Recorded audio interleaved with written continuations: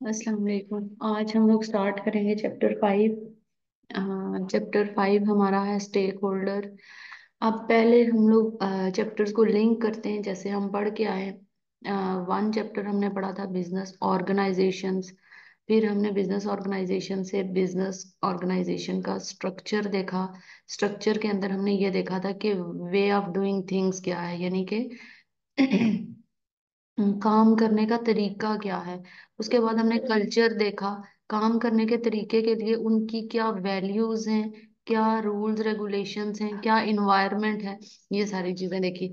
उसके बाद फिर हम लोगों ने देखा कि आईटी का क्या रोल है, यानी कि इंफॉर्मेशन टेक्नोलॉजी का क्या रोल है बिजनेस ऑर्गेनाइजेशंस के साथ। अब हम ये सारी चीजें पढ़ के इन साइड ऑफ द ऑर्गेनाइजेशन जाने लगे हैं कि ऑर्गेनाइजेशन के साथ जो जो लोग बेसिकली अटैच होते हैं, यानी कि किसी भी वे के साथ, किसी भी पर्पस या किसी भी लिंक के साथ, ऑर्गेनाइजेशन के साथ जो लोग अटैच होते हैं। हम अब बात करने वाले हैं किसके रिलेटेड, पीपल जो ऑर्गेनाइजेशन से रिलेटेड होते हैं, ठीक है। तो वो चैप्टर हम पढ़ने लगे हैं। तो सबसे पहले हम लोग देखेंगे स्टेक होल्डर्स। अब बहुत सारे एसीसीए के स्टूडेंट जो होते हैं उनको एसीसीए पूरा करने के बाद भी ये डिफरेंस कभी भी क्लियर नहीं होता कि शेयर होल्डर और स्टेक होल्डर में क्या डिफरेंस होता है, ठीक है। Shareholders and stakeholder में क्या डिफरेंस होता है। अक्सर वो यही समझते हैं कि दोनों सेम है। दोनों सेम नहीं होते, इनमें डिफरेंस होता है और हमें उस डिफरेंस को क्लियर करना है। इस डिफरेंस को क्लियर करने के लिए मैं यहाँ पे ही लेक्चर स्टार्ट करते वक्त ही बता रही हूँ कि जो शेयर होल्डर होते हैं, यानी कि जो ओनर्स होते हैं, जो शेयर होल्डर और स्टेक होल्डर वर्ड में डिफरेंस है। जो शेयर होल्डर ओनर्स होते हैं, ओनर्स स्टेक होल्डर होते हैं, बट सारे स्टेक होल्डर ओनर्स नहीं होते, ये याद रखना है। ओनर्स जो होते हैं वो, मैं यहाँ पे ये चीज मेंशन भी कर देती हूँ, ओनर्स जो होते हैं वो बिजनेस के स्टेक होल्डर होते हैं। बट ऑल स्टेक होल्डर जो होते हैं, सारे के सारे जो स्टेक होल्डर होते हैं वो कभी भी सारे के सारे ओनर्स नहीं होते, ठीक है। वो ओनर्स नहीं होंगे।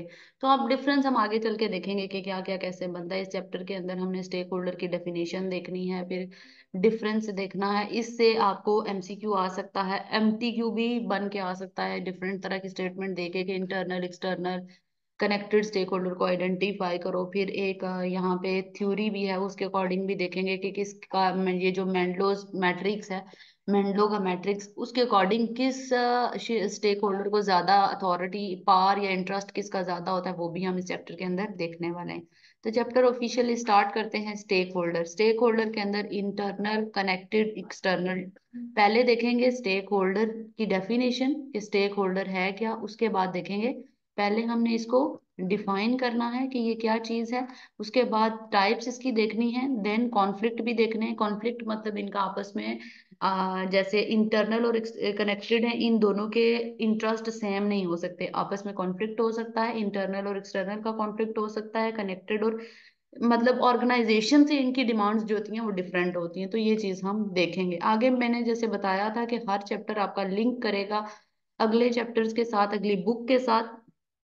हाँ, तो यहाँ पे वो ये चीज बता रहा है कि stakeholder and stakeholders conflict, ये दोनों डिस्कस आप करोगे कहाँ पे, एफ एम कौन सा पेपर है आपका, F9 का पेपर है, फाइनेंशियल मैनेजमेंट, उसके अंदर ये दोबारा से आता है। और SBL के अंदर आप मेंडलोस का फ्रेमवर्क जाके मैट्रिक्स ये देखोगे।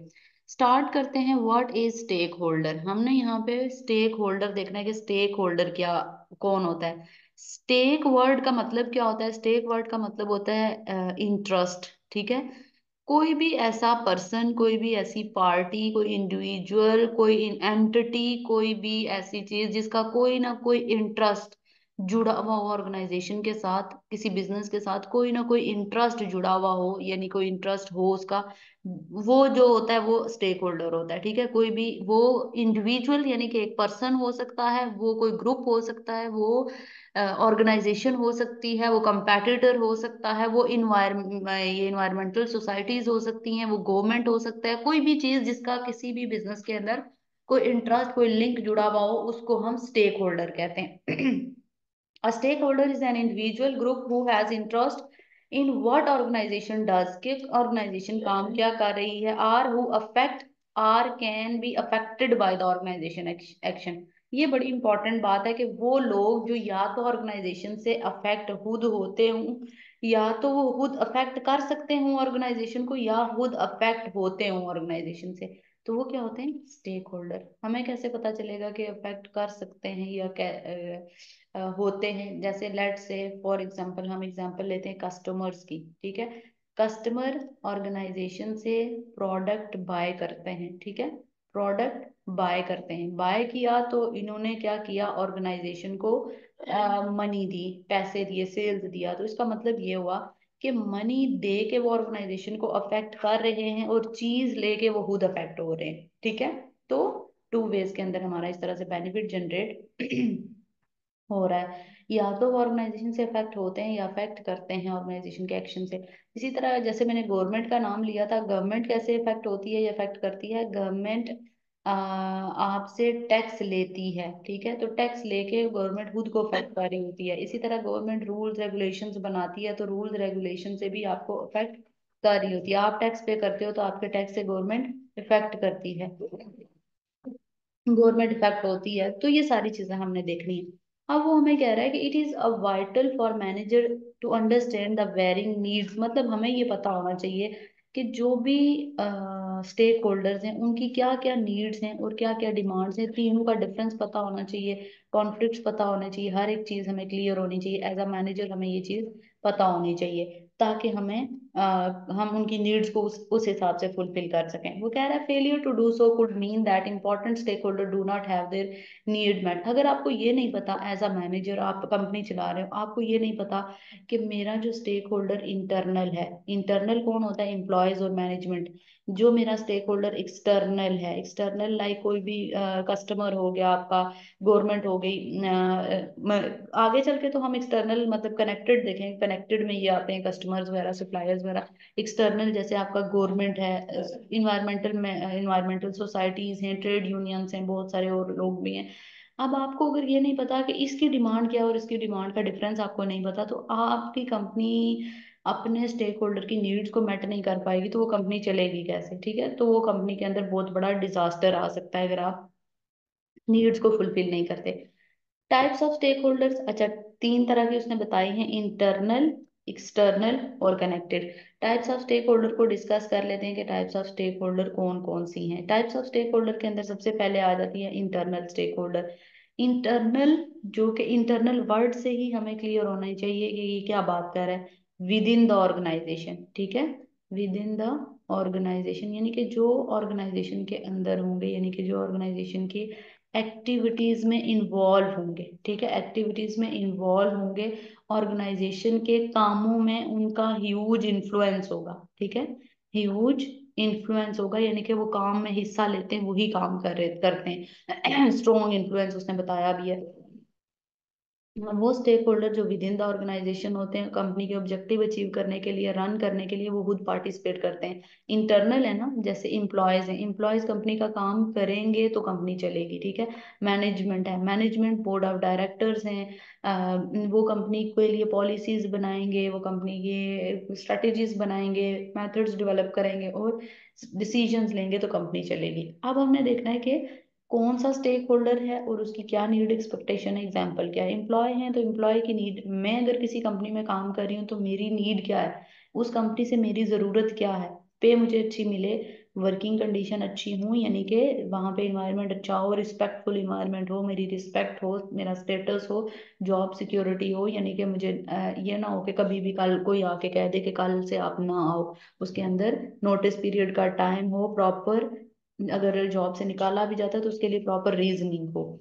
If workers are to be given more responsibility they will expect increase pay. अब अगर फॉर एग्जाम्पल मैं किसी कंपनी में एम्प्लॉय हूँ, मैं काम कर रही हूँ, तो मैं अगर किसी कंपनी में काम कर रही हूँ तो मैं जितना मुझे काम ज्यादा दिया जाएगा मैं उतना एक्सपेक्ट करूंगी कि मेरी पे इंक्रीज होगी। जाहिर है काम ज्यादा मिलता जा रहा है तो पे मेरी इंक्रीज होनी चाहिए, ये एक्सपेक्टेशन होती है इंटरनल स्टेक होल्डर यानी कि एज एन एम्प्लॉय।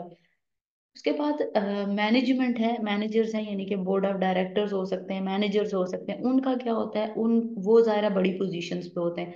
जो बोर्ड ऑफ डायरेक्टर्स या मैनेजर ज़रा बड़ी पोजीशंस पे होते हैं, उनका ये होता है कि हमें स्टेटस अच्छा मिले, हमारी पे बहुत हाई हो, हम काम टारगेट्स अचीव करा रहे हो एम्प्लॉय से तो बोनसेस मिलते रहे, जॉब सिक्योरिटी हमारी हो, यानी कि हमें भी जॉब सिक्योर हो। ऐसा ना हो कि कल को कोई भी आके कहे, या कोई भी ओनर आके कहे कल से आप ना आए या आपको फायर करते हैं, इस तरह की कोई सीन ना हो। If growth is going to occur, अगर कंपनी ग्रोथ कंपनी की ग्रोथ में सबसे ज्यादा पार्टिसिपेशन किसकी होती है, मैनेजमेंट की। मैनेजमेंट अच्छे तरीके से काम कर रही होती है तो कंपनी ग्रो कर रही होती है। तो अगर कंपनी ग्रो कर रही है, प्रॉफिट ज्यादा आ रहा है, कंपनी की ब्रांचेस खुलती जा रही हैं, बहुत ज्यादा ग्रोथ होती जा रही है, तो वो एक्सपेक्ट करते हैं कि उस प्रॉफिट में से हमें भी हिस्सा मिले। मैनेजर इंक्रीज करते हैं प्रॉफिट, तो प्रॉफिट में से उनका हिस्सा किस वे में मिलेगा, उनको बोनसेस मिलेंगे, उनको सैलरी के अंदर इंक्रीमेंट्स मिलेंगे। तो वो इस तरह से एक्सपेक्टेशन रखते हैं। अच्छा, टेस्ट योर अंडरस्टैंडिंग वन के अंदर वो क्या कह रहा है, which of the following statement is are correct, कौन सी स्टेटमेंट ठीक है, कौन सी स्टेटमेंट गलत है। Internal stakeholder have little influence, हमने इस वर्ड को यहाँ पे उसी टाइम हाईलाइट कर लेना है। इंटरनल स्टेक होल्डर कौन से हैं, इम्प्लॉयज हैं। इम्प्लॉयज का लिटिल इन्फ्लुएंस होता है, या ऊपर अभी अभी हमने पढ़ा, हमने वहां पे वर्ड लिखा भी था ह्यूज, इवन के उसने लिखा था स्ट्रॉन्ग इन्फ्लुएंस होता है। तो little influence over the way organisation is run. आप अपने माइंड में कॉन्सेप्ट क्लियर करो। आप ये देखो कि वो बात कर रहा है कि जो इंटरनल स्टेक होल्डर है, इंटरनल स्टेक होल्डर कौन है, इम्प्लॉयज, मैनेजमेंट है। क्या उनका ऑर्गेनाइजेशन के कामों में कम हाथ होता है, जैसे अगर मैं किसी कंपनी की एम्प्लॉय हूं तो क्या मेरी इन्वॉल्वमेंट कम होगी, नहीं। ऑर्गेनाइजेशन के एम्प्लॉयज ही तो एक्चुअली काम परफॉर्म कर रहे होते हैं। तो ये उसने लिटिल जो वर्ड यूज किया है, ये उसने गलत स्टेटमेंट दे दी है। The needs and expectation of managers and employees will always tend to be the same as they are both internal stakeholder. जब मैंने आपको F1 पढ़ाना शुरू किया था, मैंने आपको बताया था पेपर पैटर्न के अंदर कि यहाँ पे F1 के अंदर बहुत सारी एक्सट्रीम स्टेटमेंट एग्जामिनर पूछता है। एक्सट्रीम स्टेटमेंट के लिए most of the time answer no होता है। एक्सट्रीम स्टेटमेंट के लिए most of the time answer no होता है। अब वो क्या कह रहा है, अब आप इस चीज इस कॉन्सेप्ट को क्लियर करो। एक मैनेजर है, ठीक है, और एक एम्प्लॉय है। मैनेजर, ये बंदा मैनेजर है और ये बंदा एम्प्लॉय है, क्या इन दोनों की कंपनी से ऑलवेज हमेशा सेम डिमांड्स होंगी? क्योंकि वो दोनों स्टेक होल्डर हैं, तो क्या हम कहेंगे कि सेम डिमांड होंगी? जो मेरा मैनेजर चाहता है, मैं भी वही चाहती हूँ, ऐसा जरूरी तो नहीं है। ऑल हो सकता है, can be, but not always. इसने ऑलवेज का वर्ड जो यूज किया ना, वो इस वजह से ये स्टेटमेंट गलत हो जाती है। तो कोई भी स्टेटमेंट, नीदर, एक भी स्टेटमेंट करेक्ट नहीं है, दोनों गलत ही हैं।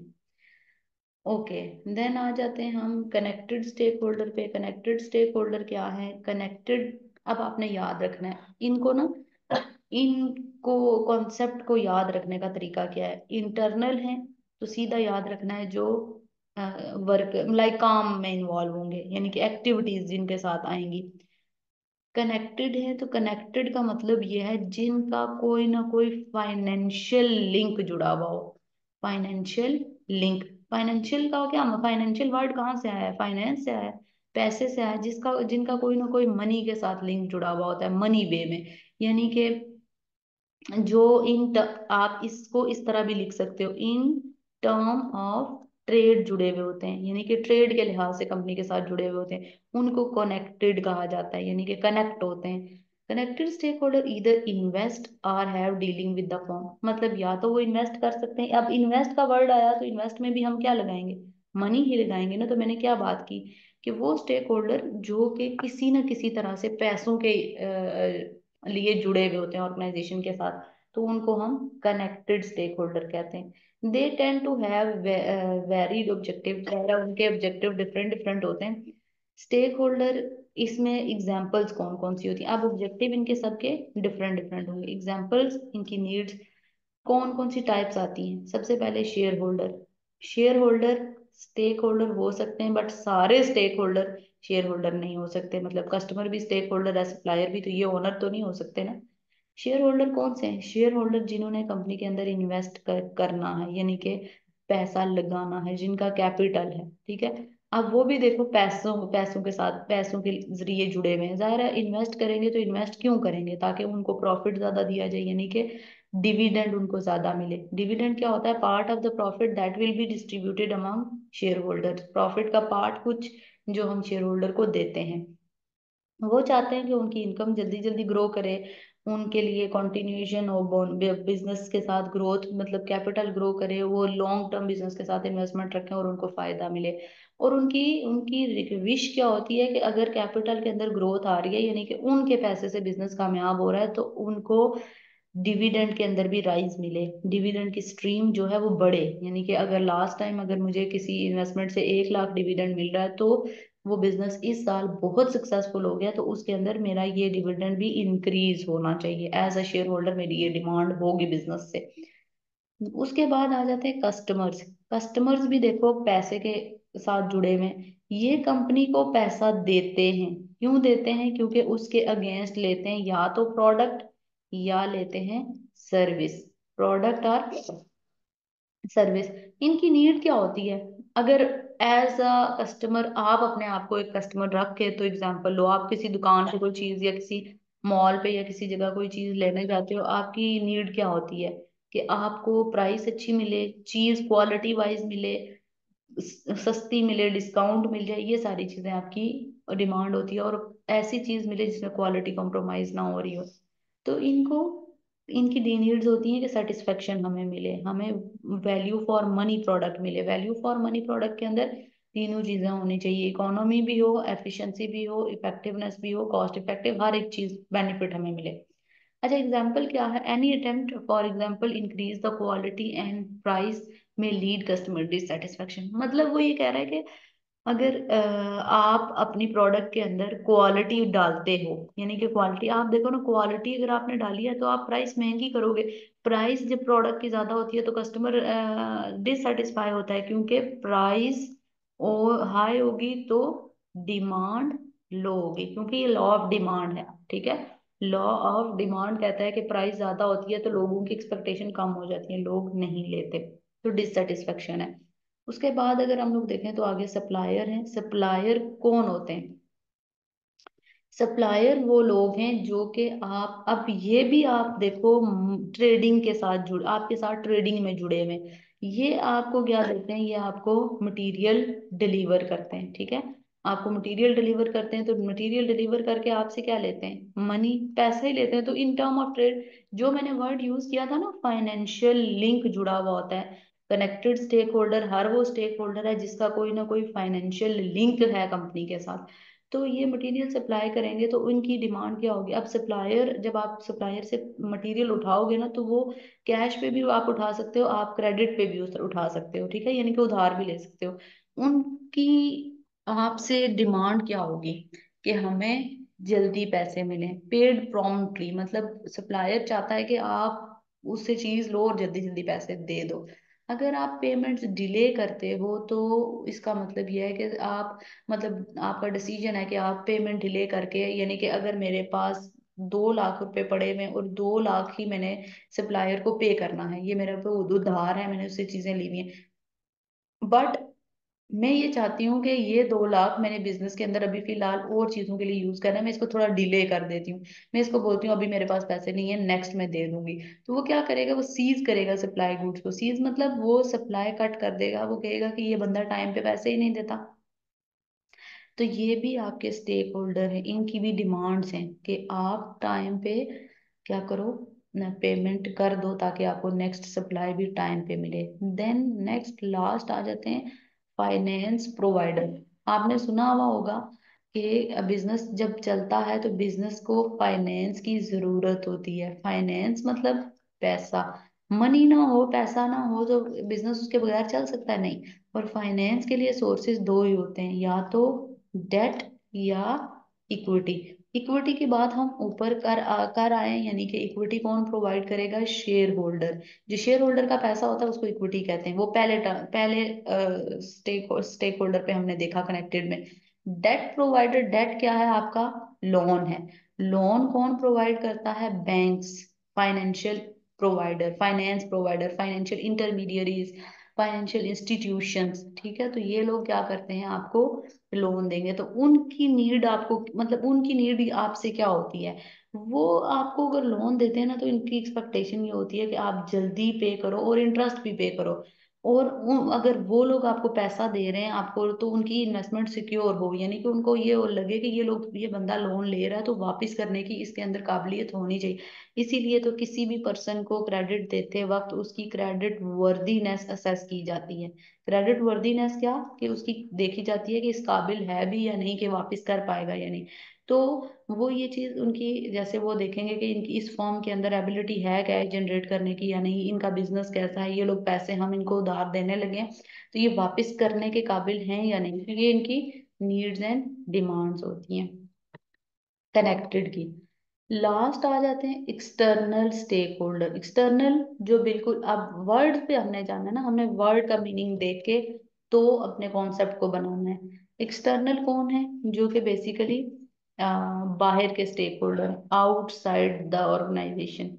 आउटसाइड द ऑर्गेनाइजेशन कौन से, क्या मतलब, जिनका कोई भी कंपनी के साथ डायरेक्ट लिंक नहीं होता, ठीक है। कंपनी के साथ डायरेक्ट, नॉट डायरेक्ट लिंक, उनका कोई डायरेक्ट लिंक नहीं है कंपनी के साथ, बट स्टिल वो आपको अफेक्ट कर भी सकते हैं और आपसे अफेक्ट हो भी सकते हैं। कैसे, देखो, गवर्नमेंट सबसे बड़ी एग्जांपल है। गवर्नमेंट, गवर्नमेंट अफेक्ट करती भी है और अफेक्ट होती भी है। गवर्नमेंट अफेक्ट कैसे होती है, गवर्नमेंट आपसे टैक्स लेती है, आपसे अफेक्ट होती है, अफेक्ट कर भी सकती है। अगर आप लॉज को फॉलो नहीं कर रहे, रूल्स को फॉलो नहीं कर रहे, तो उस कंट्री की गवर्नमेंट आपके बिजनेस को सीज कर सकती है, बैन कर सकती है, वो आपको फाइन कर सकती है, आपका बिजनेस बिल्कुल बंद कर सकती है। तो वो अफेक्ट करती भी है और अफेक्ट होती भी है। उसको ये होता है कि कंपनी के, कंट्री के अंदर एम्प्लॉयमेंट फुल हो। तो इसी तरह और एग्जांपल्स भी हैं। Stakeholder tend to not have a direct link to the organisation but can influence or be influenced by its activities. मैंने बताया ना के इन्फ्लुएंस कर भी सकते हैं और इन्फ्लुएंस होते भी हैं, खुद भी होते हैं। जैसे गवर्नमेंट की अगर एक और आप एग्जांपल लो, देखो अगर गवर्नमेंट के अकॉर्डिंग आप अगर कोई इलीगल बिजनेस कर रहे हो, जैसे गैम्बलिंग का बिजनेस है, जैसे स्मगलिंग का बिजनेस है, तो ये स्मगलिंग गैम्बलिंग ये आप कर रहे हो, तो गवर्नमेंट के पास राइट है कि वो आपके बिजनेस को एकदम सीज कर सके, तो वो फैक्ट कर भी सकती है। और अगर आप अर्न करते हो तो उसके ऊपर प्रॉफिट का वो टैक्स चार्ज करती है। इसी तरह community at large, community at large का मतलब यह है कि पब्लिक, यानी कि जो बहुत ज्यादा लोग हैं, जनरल पब्लिक या नॉर्मल पब्लिक अफेक्ट करती है। जनरल पब्लिक जो होती है वो भी स्टेक होल्डर होती है। कैसे, जैसे देखो, अगर हाँ, जनरल पब्लिक जैसे मतलब उनकी जिंदगियां वगैरह आप जुड़ी हुई होती हैं। फॉर एग्जांपल, अगर आप अगर कोई लाइक ओ इस तरह का एरिया है, जैसे विलेज टाइप एरिया है, उसके अंदर आप जाके कोई बहुत ही न्यू चीज या नया बिजनेस स्टार्ट करते हो जो कि उनके लिए बिल्कुल नया है, तो जनरल पब्लिक की लाइफ उससे अफेक्ट होती हैं, ठीक है। उससे अफेक्ट होती हैं, यानी कि वो कम्युनिटी एट लार्ज, वो उनके लिए वो अफेक्ट होती भी हैं और करती भी। हो सकता है कि वहाँ के जो रूल्स रेगुलेशन है उसके अकॉर्डिंग वो आपको अलाउ ना करें, और हो सकता है कि उन्होंने अलाउ किया है तो वो आपको पैसे देके आपसे चीजें खरीदेंगे, तो वो अफेक्ट करते भी हैं और कर भी सकते हैं। जैसे local residents attitude toward out of the town shopping centre, मतलब लोकल रेजिडेंट्स होते हैं या उन एटीट्यूड ये होता है कि out of the town shopping centre है, वो अपने टाउन में शॉपिंग सेंटर नहीं बनाने देते। तो ये क्या चीजें, ये कम्युनिटी एट लार्ज इफेक्ट कर सकती है। मतलब सारे लोग पब्लिक मिल जाए और कुछ जगहों पे स्टे ले ले, तो वहां पे आपको, आप नहीं बना सकते कोई भी चीज, तो कम्युनिटी एट लार्ज भी अफेक्ट करती है। उसके बाद environmental pressure groups, environmental pressure groups में एग्जांपल हम ये कह सकते हैं कि वो लोग जो इन्वायरमेंट को देखने वाले लोग हैं, यानी कि इन्वायरमेंट को मॉनिटर करने वाले लोग हैं। मॉनिटर का क्या मतलब हुआ, कि इन्वायरमेंट की टेक केयर करने वाले लोग हैं। आप देखो ना, जैसे बहुत सारी फॉर्म्स हैं, माइनिंग फॉर्म्स होती हैं, ये माइनिंग फॉर्म्स क्या करती हैं, ये एक्सट्रैक्शन करती हैं, यानी कि एक्सट्रैक्ट करती हैं मिनरल्स को। अगर आपने माइनिंग की फॉर्म लगाई है और आप मिनरल को एक्सट्रैक्ट कर रहे हो और उससे आपने गैसेस या एमिशंस जो हैं वो आपने इसी तरह खुली छोड़ी हुई हैं, तो इन्वायरमेंट में पोल्यूशन होगी और लोगों की तबीयत खराब होगी, लोग उससे बीमार होंगे।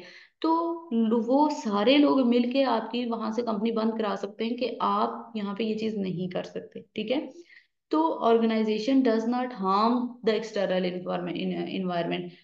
इनकी इनकी नीड या डिमांड क्या होती है इन्वायरमेंटल प्रेशर ग्रुप्स की, कि इन्वायरमेंट साफ रहे। आप कुछ ऐसा काम ना करो कि इन्वायरमेंट डैमेज हो और उससे उनके बच्चे बीमार हों या कुछ भी, तो इन्वायरमेंट को आप डैमेज नहीं करो। If an airport wants to build a new runway, the pressure groups may stage a certain, हो सकता है कि वो आपको न्यू रनवे ना बनाने दें, उनका प्रेशर ग्रुप है, वो सारा ग्रुप है, वो आपको वहां पे बनाना ही ना दे, वो बीच में आ जाए, इन्वॉल्व हो जाए। तो इसी तरह ये जो माइनिंग इंडस्ट्रीज होती हैं या इस तरह की, उनके ऊपर भी लोग बहुत ज्यादा इस तरह से करते हैं। गवर्नमेंट है, गवर्नमेंट की एग्जांपल मैंने पहले दी, लेकिन गवर्नमेंट को भी हम देख लेते हैं। कंपनी की एक्टिविटी से गवर्नमेंट का ये डिसीजन होता है कि अगर बिजनेस अच्छे चल रहे हैं, तो मैंने अभी थोड़ी देर ऊपर पहले बताया था कि इनको ये होता है कि एम्प्लॉयमेंट हो, यानी कि फुल एम्प्लॉयमेंट हो, इकोनॉमी अच्छी हो, मतलब बिजनेस जो सक्सेसफुल चल रहा है उस बिजनेस की वजह से इकोनॉमी भी तो अच्छी हो रही है। इकोनॉमी यानी कि पूरे कंट्री की जो इकोनॉमी है वो अच्छी हो रही है, लोगों को जॉब्स मिल रही हैं, जॉब्स मिल रही हैं, तो गवर्नमेंट का ऑब्जेक्टिव पूरा हो रहा है। कौन सा ऑब्जेक्टिव? फुल एम्प्लॉयमेंट, वो आगे चल के हम देखेंगे। ये ऑब्जेक्टिव कंपनी गवर्नमेंट का पूरा हो रहा है। और वो खुद आपसे, अगर हर बंदा सैलरीड पर्सन होगा तो टैक्स गवर्नमेंट को जाता रहेगा। फिर रूल्स रेगुलेशन, मैंने बताया कि लेजिस्लेशन जो है वो अगर आप नहीं फुलफिल करते तो आपकी कंपनी को बंद कर दिया जाता है। जैसे कोविड के अंदर सारी कंपनी, सब बिजनेसेस ऑलमोस्ट बंद थे, जो लोग जिन लोगों ने खोले बिजनेसेस, उन पे गवर्नमेंट ने क्या किया, बहुत फाइन भारी भारी लगाए, किसी को तो परमानेंट सीज कर दिए। तो ये सारी चीजें होती है, गवर्नमेंट अफेक्ट कर सकती है। Action by companies could break the law, अगर कोई लॉ ब्रेक करते हो, इन्वायरमेंट डैमेज करते हो, तो गवर्नमेंट कंट्रोल कर सकती है उन ऑर्गेनाइजेशंस को, उसके पास राइट है कंट्रोल करने का। अच्छा, उसके बाद है ट्रेड यूनियंस। ट्रेड यूनियंस बड़े बड़े लेवल की जो ट्रेडिंग यूनियंस हैं, जैसे यूरोपियन यूनियन है, बड़े बड़े यूनियंस, मतलब जो बड़ी बड़ी ट्रेडिंग यूनियंस हैं उनके डिसीजन से भी आप इफेक्ट, आपकी ऑर्गेनाइजेशन इफेक्ट हो सकती है। Taking an active part in the decision making process, मतलब अगर वो कोई ऐसा डिसीजन कर लेते हैं कि इस कंपनी को आगे नहीं निकलने देना या इस कंपनी के अगेंस्ट ये करना है, तो वो कर सकती हैं ट्रेड यूनियंस, क्योंकि trade union strong power full होती हैं। जैसे यहाँ पे वो कह रहा है कि if a department is to closed, the union will want to be consulted, मतलब अगर कोई डिपार्टमेंट आप क्लोज करना चाह रहे हो या कोई डिपार्टमेंट आपका क्लोज है, तो यूनियन से कंसल्ट करके आप पूछ सकते हो। जैसे बहुत सारे ये होती हैं एनजीओज बनी हुई होती हैं, वो भी इस तरह की बनी हुई होती हैं कि ह्यूमन राइट्स वाले जैसे होते हैं। अगर किसी एम्प्लॉय को सैलरी ना मिल रही हो या कुछ भी, तो वो उसको हेल्प आउट भी कर सकते हैं। तो इस तरह से बहुत सारे लोग होते हैं एक्सटर्नली जो इफेक्ट करते भी हैं और अफेक्ट होते भी हैं। टेस्ट योर अंडरस्टैंडिंग 2 के अंदर कह रहा है which of the following would not be classified as connected stakeholder, कौन सा कनेक्टेड नहीं है। मैं यहाँ पे टाइप लिख लेती हूँ। हमने पढ़ा कनेक्टेड के अंदर शेयर होल्डर पढ़ा, जो इन्वेस्टर्स हैं। अच्छा जी, कस्टमर्स पढ़ा, फाइनेंशियल इंस्टीट्यूशंस पढ़ा, उसके बाद सप्लायर पढ़ा, ये हमने पढ़े। यहाँ पे क्या कह रहा है, नॉट, कौन सा नहीं है कनेक्टेड। कस्टमर तो था, यहाँ पे मैंने लिखा हुआ है सप्लायर, सप्लायर भी हमने पढ़ा, ये लिखा हुआ है ना, बल्कि सप्लायर भी था, शेयर होल्डर ये लिखा हुआ है। एम्प्लॉयज मैंने नहीं लिखा, तो एम्प्लॉयज क्या है, internal stakeholder, internal stakeholder, तो ये सी जो ऑप्शन होगा वो राइट ऑप्शन होगा।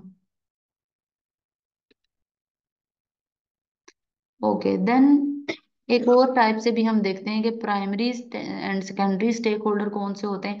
प्राइमरी या सेकेंडरी कैटेगरी इस तरह बनाई जाती है कि लाइक आप किसको ज्यादा, यानी कि किसका इन्फ्लुएंस या आप कह सकते हो कि किसकी इम्पोर्टेंस ज्यादा है ऑर्गेनाइजेशन के अंदर, ठीक है, प्राइमरी और सेकेंडरी, जिनका बहुत ज्यादा ऑर्गेनाइजेशन जिनको इम्पोर्टेंस बहुत ज्यादा देती है या जिनके साथ ज्यादा आपका स्ट्रॉन्ग रिलेशनशिप होता है।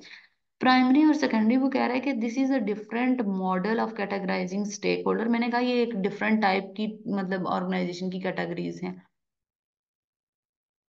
Based on what are not they have contractual relationship. मतलब मैंने कहा ना कि किसका ज्यादा स्ट्रॉन्ग बॉन्ड है ऑर्गेनाइजेशन के साथ, कौन किसका ज्यादा रिलेशन है और किसका कॉन्ट्रेक्चुअल यानी कि कुछ टाइम का है, ये आप देखते हो।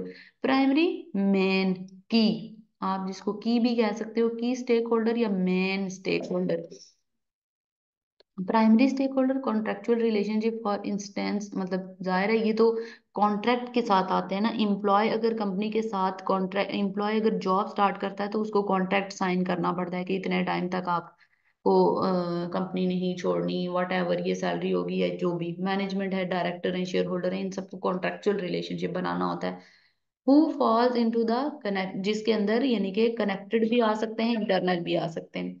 अच्छा देखो, अब कनेक्टेड के अंदर सप्लायर है तो सप्लायर आपको चीजें सप्लाई करेगा तो उसके साथ भी आपकी टर्म्स एंड कंडीशन तय होती हैं, टर्म्स एंड कंडीशन तय होती हैं, कनेक्शन बनता है, कनेक्टेड कॉन्ट्रैक्ट बनता है। इंटरनल के अंदर कनेक्ट, अगर बैंक है, बैंक से आप लोन लेते हो तो लोन के लिए भी आपको कॉन्ट्रैक्ट करना पड़ता है। कस्टमर हैं तो वो भी एक किस्म का आपके साथ चीजें लेने का और पैसे देने का कॉन्ट्रैक्ट ही बन रहा होता है।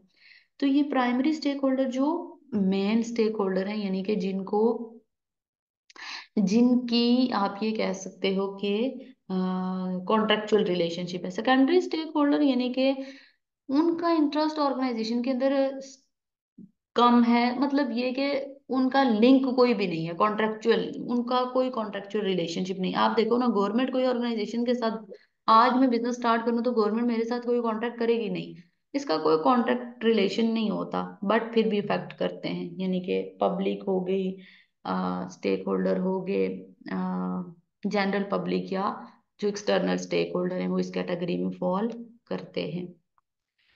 अच्छा, उसके बाद आ जाते हैं कॉन्फ्लिक्ट के ऊपर। कॉन्फ्लिक्ट क्या चीज होती है? कॉन्फ्लिक्ट वर्ड का मतलब क्या होता है? कॉन्फ्लिक्ट वर्ड का मतलब होता है difference of opinion, difference of opinion या डिसएग्रीमेंट।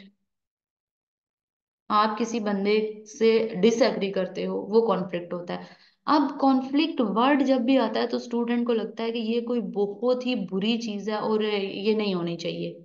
कॉन्फ्लिक्ट को स्टूडेंट क्या समझते हैं? इट्स अ बैड थिंग और इसको नहीं होना चाहिए, ऐसा बिल्कुल नहीं है।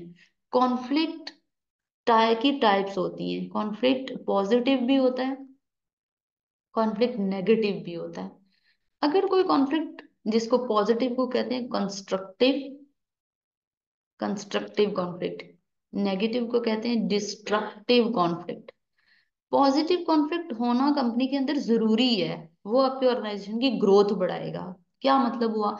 फॉर एग्जाम्पल, अगर किसी एक टास्क को करने के लिए एक वे मैंने बताया, एक वे मैंने बताया, किसी और ने दूसरा वे बताया, और इस वे से ये वे मोर बेटर है, तो ये कॉन्फ्लिक्ट पॉजिटिव कॉन्फ्लिक्ट है, ये पॉजिटिव कॉन्फ्लिक्ट है और इसको होना चाहिए ऑर्गेनाइजेशन के अंदर। ओपिनियन अपने शेयर करने चाहिए, ये तो ऑर्गेनाइजेशन की सक्सेस के लिए बेटर है।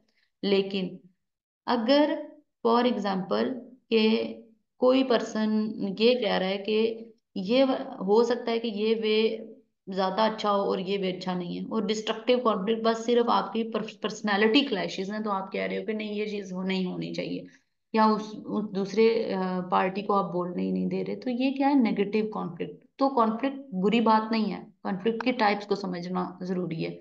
वो कॉन्फ्लिक्ट जो कॉन्फ्लिक्ट कंपनी की ग्रोथ में पार्टिसिपेट करे यानी कि पॉजिटिविटी की तरफ ले जाए, दैट इज पॉजिटिव कॉन्फ्लिक्ट। अच्छा, यहाँ पे भी इनके कॉन्फ्लिक्ट्स रहते ही रहते हैं। कॉन्फ्लिक्ट यानी कि हर बंदे की डिफरेंट नीड्स हैं, डिफरेंट डिमांड्स हैं कंपनी से, तो उनके अंदर कॉन्फ्लिक्ट तो होगा ही होगा। जैसे स्टेक होल्डर और उनका कॉन्फ्लिक्ट है, इम्प्लॉयज वर्सेस मैनेजर। इम्प्लॉयज चाहते हैं कि हमारी जॉब सिक्योरिटी हो, अच्छा हमारी सैलरी के अंदर इंक्रीमेंट हो, ज़रा ये भी इंक्रीज चाह रहे होते हैं, मतलब हमारी वेज हमें टाइम टू टाइम मिले। मैनेजर क्या चाह रहे होते हैं? मैनेजर, अगर देखो, अगर इम्प्लॉयज को इंक्रीमेंट मिलेगा तो इनके इंक्रीज की वजह से कंपनी के लिए क्या आएगी? कॉस्ट बढ़ेगी। मैनेजर चाहते हैं कि हम कॉस्ट को कम करें किसी तरह, तो कॉस्ट कम होगी तो प्रॉफिट ज्यादा होगा, प्रॉफिट ज्यादा होगा तो हमारी परफॉर्मेंस ज्यादा अच्छी शो होगी, तो हमें बोनसेस मिलेंगे। ये अपने बोनस के चक्कर में कॉस्ट कम करते रहते हैं, तो दोनों का आपस में कॉन्फ्लिक्ट है। इन बेचारों की अलग डिमांड है, इन बेचारों की अलग डिमांड है। ये लोग कॉस्ट को बचाने के चक्कर में इंक्रीमेंट नहीं दे रहे होंगे, और ये लोग इस वजह से, यानी कि हमारी जॉब अच्छी नहीं है, हमें सैलरीज नहीं, इंक्रीमेंट नहीं मिल रहे, इस चीज को सफर कर रहे होंगे। तो ये चीजें इस तरह से हमने देखनी है। उसके बाद का कॉन्फ्लिक्ट जो है, कस्टमर वर्सेस शेयर होल्डर, इस कॉन्फ्लिक्ट को भी हमें समझना है। कस्टमर और शेयर होल्डर का आपस में क्या कॉन्फ्लिक्ट है?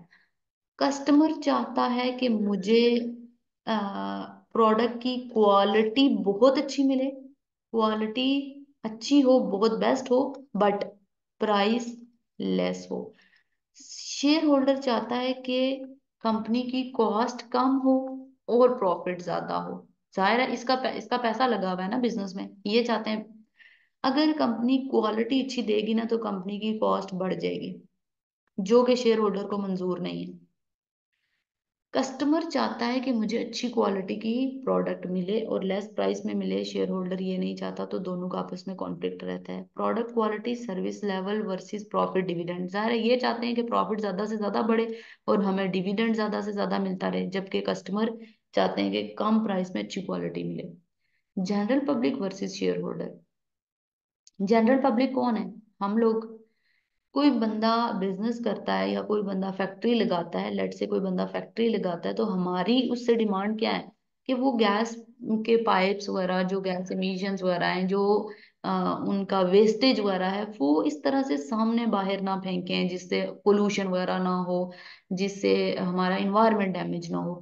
इस चीज को बेहतर बनाने के लिए ना शेयर होल्डर को क्या करना पड़ेगा? शेयर होल्डर को स्टेप लेने पड़ेंगे, यानी कि बहुत बड़ी बड़ी मशीन्स लगानी पड़ेंगी और वेस्टेज करना पड़ेगा, वेस्टेज को रिसाइकल करना पड़ेगा, या उनको प्रॉपर, उसे क्या कहते हैं कि प्रॉपर उसके लिए डिसॉल्व करना पड़ेगा। तो इन सारी चीजों के लिए शेयर होल्डर के पैसे लग रहे होंगे, तो शेयर होल्डर पैसे तो नहीं लगा रहा होगा, ठीक है। तो दोनों चीजों में ये प्रॉब्लम है, शेयर होल्डर चाहता है कि पैसे कम लगें और जनरल पब्लिक चाहती है कि एनवायरनमेंट सेव रहे, तो ये इफेक्ट भी आता है। Manager versus share holder. Share holder चाहता है बिजनेस की ग्रोथ हो, और शेयर होल्डर चाहता है कि कोई मैनेजर कोई भी डिसीजन ले तो वो हमसे पूछ के ले। मैनेजमेंट चाहती है इंडिपेंडेंस, यानी कि वो चाहती है कि हम खुद डिसीजन लें, हमें ज्यादा पता है, कंपनी हम रन कर रहे हैं, हमें ज्यादा पता है क्या चीज बेटर है क्या चीज नहीं। तो वो चाहते हैं इंडिपेंडेंस, तो आपस में सबके एक दूसरे से इख्तलाफ रहते हैं, ठीक है। अब वो कह रहा है, how could conflict arise between share holder and bankers. इसका कॉन्फ्लिक्ट कैसे अराइज होगा? कि शेयर होल्डर चाहते हैं कि ज्यादा हमारा कैपिटल यूज हो। क्यों? हमारे पैसे ज्यादा यूज होंगे तो हमें डिविडेंड ज्यादा मिलेगा, यानी कि हमें हमें प्रॉफिट मिलना चाहिए। बैंकर चाहते हैं कि लोन हमसे कंपनी लेके, ज्यादा लोन लेके कंपनी बिजनेस करे ताकि इंटरेस्ट उनको जाए। तो देखो, इनकी डिमांड डिफरेंट है, इनकी डिमांड डिफरेंट है, कॉन्फ्लिक्ट आएगा। In the event of conflict, the organization will need to decide which stakeholders' needs are important. आपको इन दोनों में से देखना है कि आपके लिए important क्या है। जो important है उसकी नीड को फुलफिल करो, दूसरे को छोड़ दो। This will commonly the most dominant stakeholder, in other words one with the most power. जाहिर है आप देखो कि किसके पास सबसे ज्यादा पावर है, अगर हमने इसको सेटिस्फाई ना किया तो ये हमारे बिजनेस को बहुत डैमेज कर सकता है, तो वक्त ही आप उसी को सेटिस्फाई करोगे।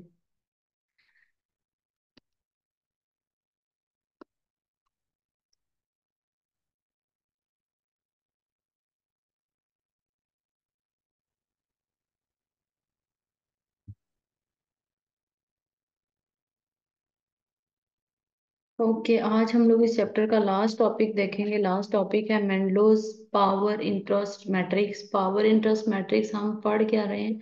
हम बेसिकली ये पढ़ रहे हैं कि हमारा जो हमारे स्टेक होल्डर हैं, वो स्टेक होल्डर कंपनी के साथ उनका क्या रिलेशनशिप होता है और किस किस तरह से वो कंपनी को अफेक्ट करते हैं या बिजनेस को अफेक्ट करते हैं या अफेक्ट होते हैं। और हम ये देख रहे हैं कि उनका क्या रोल होता है, कौन कौन से टाइप्स होती हैं। तो आज हम लोग देखने लगे हैं कि मेंडलोस पावर इंटरेस्ट मैट्रिक क्या है। पावर इंटरेस्ट मैट्रिक का मतलब ये है किसके पास पावर अथॉरिटी ज्यादा है और किसका ऑर्गेनाइजेशन के अंदर इंटरेस्ट ज्यादा है। जिनके लिए ये दोनों चीजें ज्यादा होंगी, मतलब हाई पावर होगी और हाई इंटरेस्ट होगा, वो सबसे जो हमारे टॉप प्रायोरिटी वाले स्टेक होल्डर होंगे। हमें नहीं, वैसे अभी पीछे हम लोग पढ़ रहे थे कि कॉन्फ्लिक्ट होता है स्टेक होल्डर का।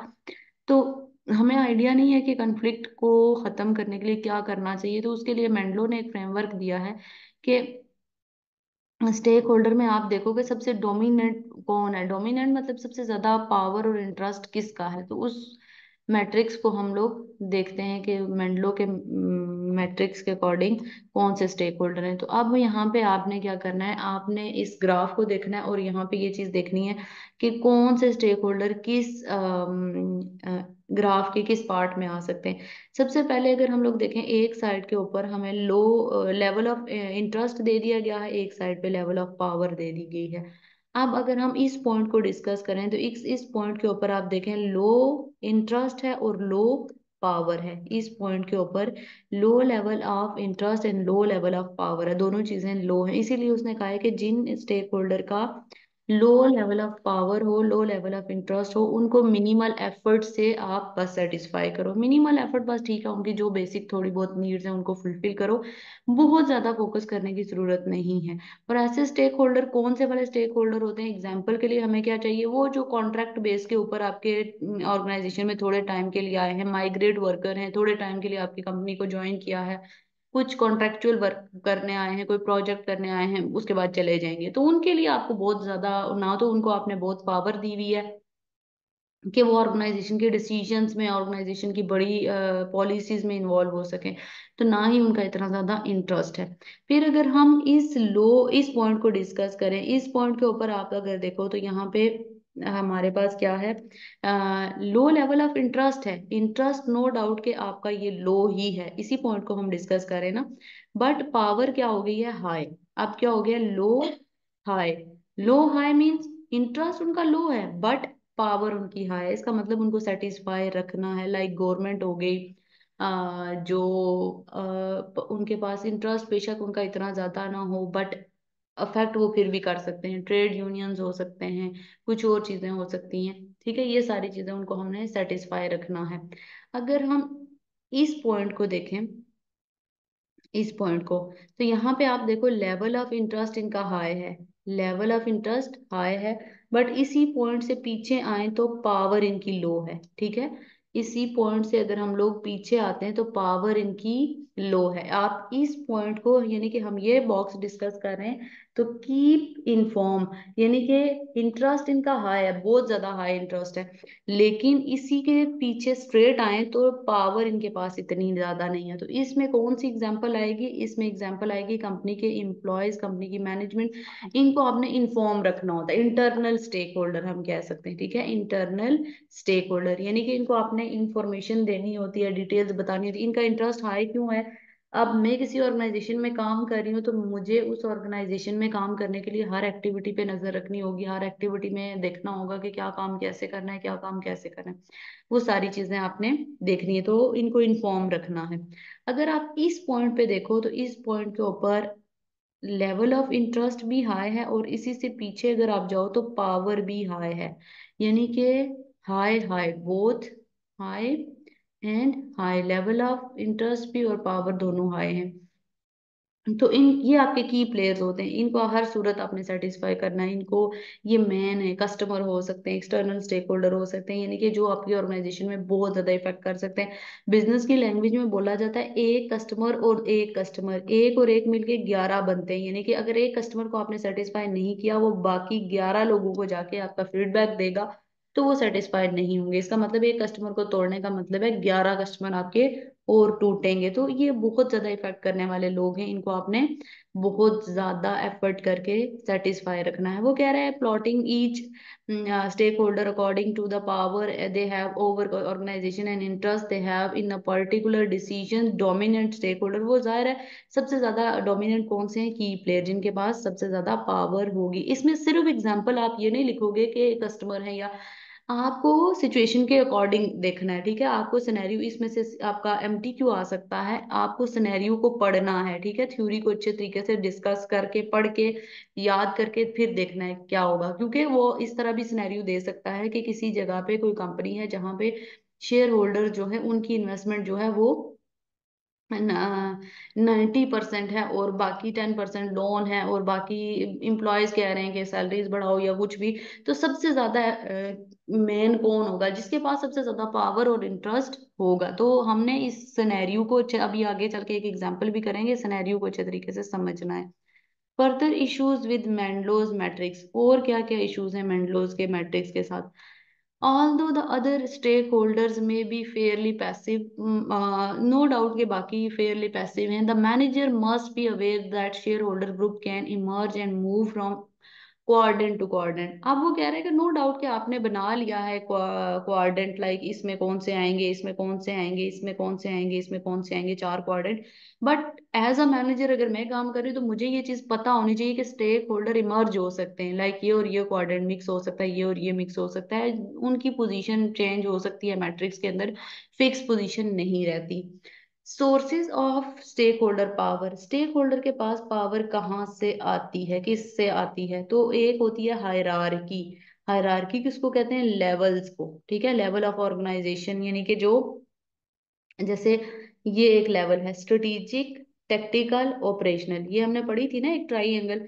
तो ये हायरार्की बनी हुई है, ये टॉप लेवल है, ये मिडिल लेवल है, और ये ऑपरेशनल लेवल है, ठीक है। ये हमारी पूरी की पूरी हायरार्की बनी हुई है। तो पावर इनके पास सबसे ज्यादा होगी, उसके बाद थोड़ी इनके पास होगी, बहुत थोड़ी इनके पास होगी। तो ये पावर एक हायरार्की के थ्रू आती है कि आपकी पोजीशन क्या है। पीपल और organisation with formal power over their influence, मतलब उनको जितना पावर मिली हुई होती है उतना ही वो इन्फ्लुएंस अदर्स के ऊपर कर सकते हैं। और ये पर्सनल क्वालिटीज से भी आ सकती है, यानी कि पर्सनल क्वालिटीज, कुछ लोग ऐसे होते हैं ना, जैसे इसके लिए मैं ये एग्जांपल देती हूँ कि कोई एक स्टूडेंट होता है जिसको क्लास में टीचर खुद कहता है कि आप सीआर बनो। उसकी रीजन क्या होती है, उस बंदे में वो क्वालिटीज नजर आ रही होती है कि ये बंदा लीड कर सकता है, लीडरशिप की क्वालिटीज हैं। Control of the environment, environment से भी, कंट्रोल ऑफ द इन्वायरमेंट से भी, जिसको नॉलेज हो, पता हो, इन्फ्लुएंस कर सकता है, इन्वायरमेंट का पता हो, या इन्वायरमेंट से भी हो सकती है पावर, यानी कि अनसर्टनिटी कोई भी हो सकती है। ये सारी चीजें पावर सोर्सेज हैं, लाइक आपको कहाँ से वो पावर मिलेगी, कैसे, अथॉरिटी के थ्रू मिलती है, या इसी तरह भी आपको मिल जाती है, इन्वायरमेंट भी आपको दे सकता है। It should be noted that in reality manager need to consider the needs as many stakeholder as possible. मैंने आपको पहले बताया कि मैनेजर को ये देखना है कि किस स्टेक होल्डर की नीड सबसे इंपॉर्टेंट है, जिसकी नीड सबसे ज्यादा होंगी उसी को ज्यादा फोकस किया जाएगा। ये नहीं है कि इस किसी को कॉम्प्रोमाइज करना है, बट सेटिस्फाई आपने उसी वे में करना है। For example a business will have unsatisfactory return, अगर एक बिजनेस सेटिस्फैक्ट्री रिटर्न का अर्न कर रहा है तो उनको, शेयर होल्डर अच्छा कमा रहे हैं तो उनको अपने एम्प्लॉयज की वेजेस बढ़ानी चाहिए और ज्यादा पे लाइक देनी चाहिए। टेस्ट योर अंडरस्टैंडिंग फोर, जिस तरह मैंने आपको बताया कि एमटी क्यूज आपको इस तरह आ सकते हैं, और वो एमटी क्यू इसी तरह का दे भी रहा है, जो जो कि इसी पावर और इंटरेस्ट से जुड़ा हुआ है। सबसे पहले देखें, आप, वो कह रहा है कि chop limited is a factory business, sorry forestry business, forestry business which leases several large wood handles from the central government of the country जी। वो एक चॉप कंपनी की एग्जांपल दे रहा है जो कि एक फॉरेस्ट्री कंपनी है और उनके लीजेस एग्रीमेंट है, मतलब वुड लैंड के कंट्री जी के अंदर। It currently employs 2000 employ, 2000 number of staff across the country, 2000 employees इन्होंने कंट्री के अंदर एम्प्लॉय किए हैं। Job supplies over 300 small businesses, उनके 300 वो सप्लाई करते हैं 300 स्मॉल बिजनेसेस को विद वुड अक्रॉस कंट्री जी। कंट्री जी के अंदर 300 स्मॉल बिजनेसेस को वो लकड़ी सप्लाई करते हैं। However, recently its profitability has been poor and it has struggling to pay any dividend. अब वो क्या कर रहा है कि इनकी प्रॉफिटेबिलिटी कम है बट और साथ ही डिविडेंड भी पे नहीं कर पा रहे। डिविडेंड किसको पे करना होता है? शेयर होल्डर को, यानी कि जो ओनर्स हैं उनको ये प्रॉफिट नहीं दे पा रहे। This has arrange the companies three share holder. This has angered the companies, angered यानी कि तीन शेयर होल्डर कंपनी के जो हैं वो इस बात से नाराज हैं। Who can own around 20% of job share share capital, मतलब जिन्होंने 20% शेयर कैपिटल कंपनी का ओन किया हुआ है। The remainder is own by the public, बाकी जो 80% है वो जनरल पब्लिक ने ओन किया हुआ है। With no one investor owing more than 1%, मतलब जो 80% है जनरल पब्लिक में, उसमें हर एक पर्सन जो है उसका सिर्फ 1% है। लेकिन ये जो है ये मेन शेयर होल्डर है, क्योंकि इन्होंने 20%, मतलब एक शेयर होल्डर के पास 20% है, लाइक 20% इन तीनों के पास है। The three main shareholder have asked the board of director consider making 200 employee redundant। अब वो कह रहे हैं 200 एम्प्लॉयज को रिडंडेंट करो क्योंकि उनको सैलरीज जा रही हैं, हमें डिविडेंड प्रॉपर नहीं मिल रहा। The employees are not heavily unionised, employees unionised नहीं है heavily. State the appropriate strategy from Mendo's framework for each of the following stakeholder। हमने यहाँ पे पॉलिसी अप्लाई करनी है मेंडो की कि कौन सी पॉलिसी, कौन सा जो पॉइंट है वो किसके साथ लिंक करता है।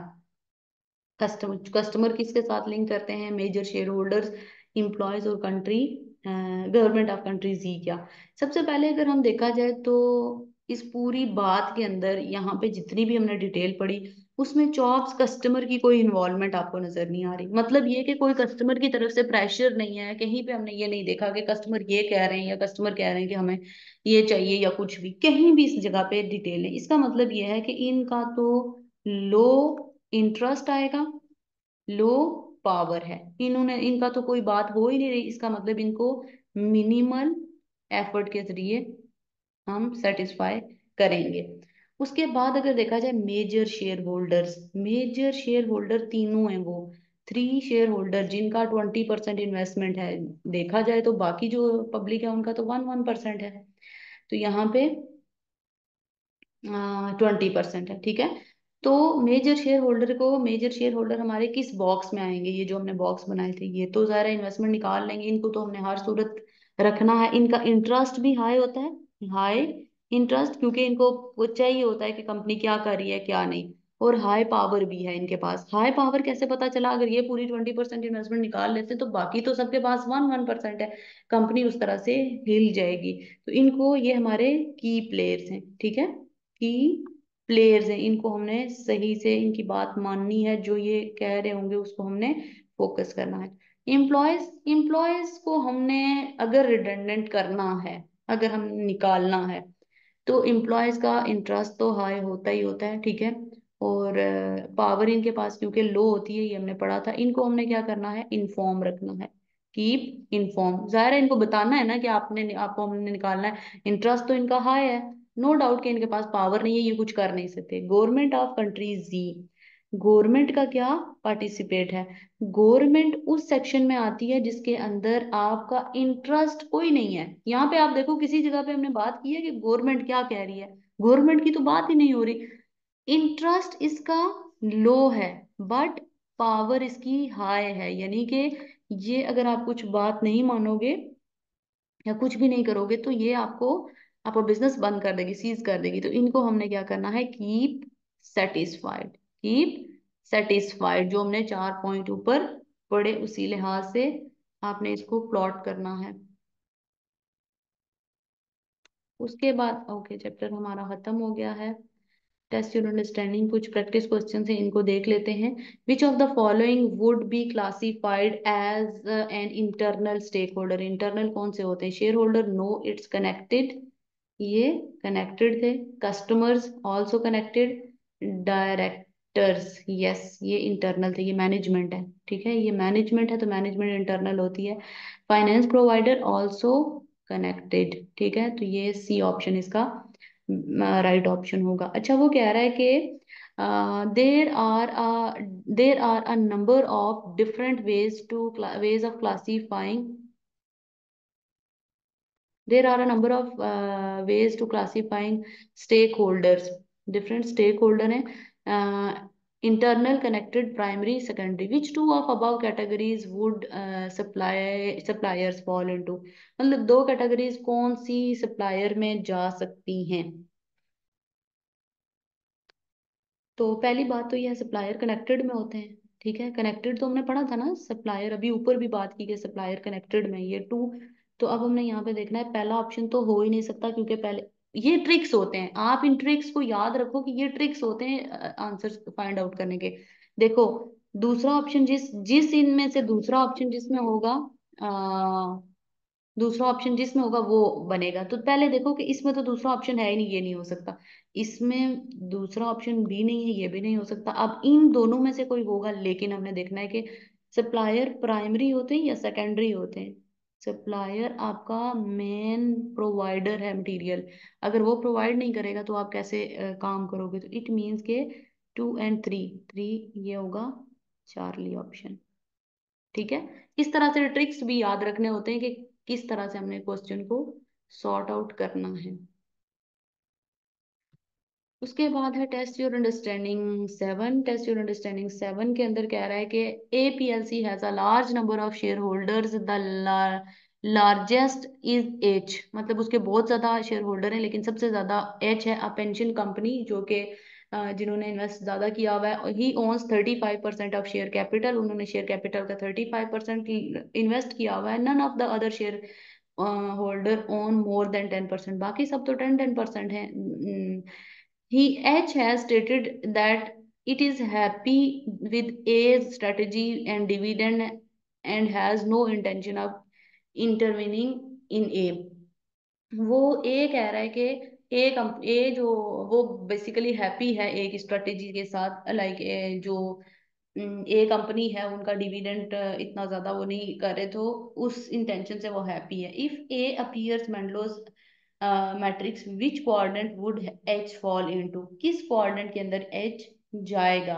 तो अगर आप देखें तो ए हैप्पी है ना, मतलब खुश है वो, सॉरी एच जो कंपनी इन्वेस्टर है बेसिकली, वो खुश है, तो इंटरेस्ट तो इसका होगा।